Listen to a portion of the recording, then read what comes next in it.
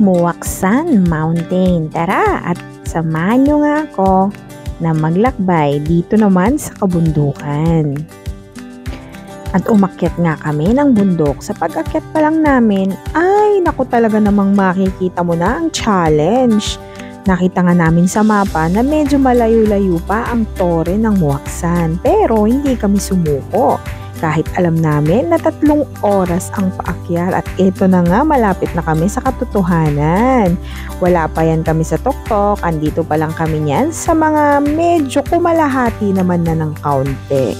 Kaya nag-iisip ako kung aakyat pa ba ako o hindi na kasi medyo pagod na ang katawang lupa ko. Pero sabi ko nga, malayo pa pero nakalayo na pala ako, di ba? Hindi ko inaasahan na makakaakyat ako sa ganito kataas na bundok.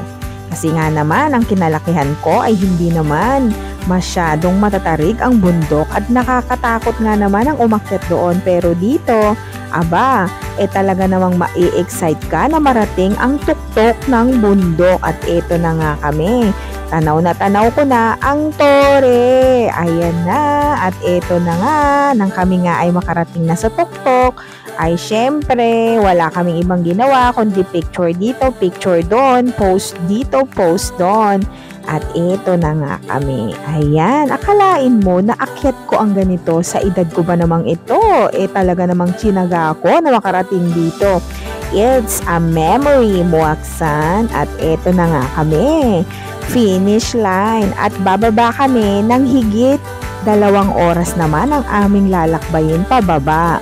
Kaya good luck sa amin kung kami pa ay makakarating sa baba ng maayos at mapayapa.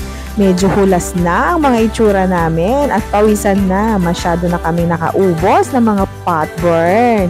Ayan, so siguro nga wala nang ayawan to, wala nang atrasan. Kaya ano pang hinihintay nyo? Sumunod na rin kayo para makita nyo ang ipinagkukukwento ko.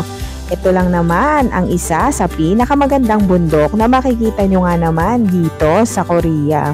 Medyo inuhaw na ako.